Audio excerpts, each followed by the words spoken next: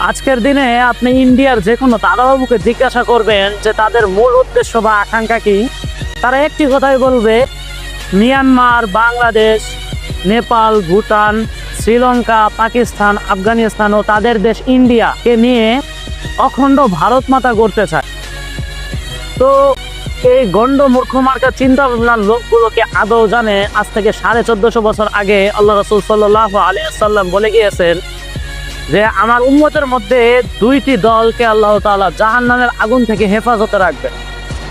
তার মধ্যে একটি দল হচ্ছে যারা গাজওয়াতুল হিন্দ প্রতিষ্ঠার উদ্দেশ্যে ভারত আক্রমণ করবে, এবং অপর একটি দল হচ্ছে যারা ঈসা ইবনে মারিয়াম আলাইহিস সালামের সাথে থাকবেন।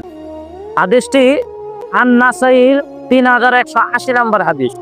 তো যেখানে আল্লাহ রাসূল সাল্লাল্লাহু আলাইহি ওয়াসাল্লাম নিজেই বলছেন যে গাজওয়াতুল হিন্দ প্রতিষ্ঠা হবে এবং তা মুসলমানরাই করবে, তো এখন গোমূত্র পানকারীরা কিভাবে চিন্তা করে যে তারা অখণ্ড ভারত মাতা গড়বে?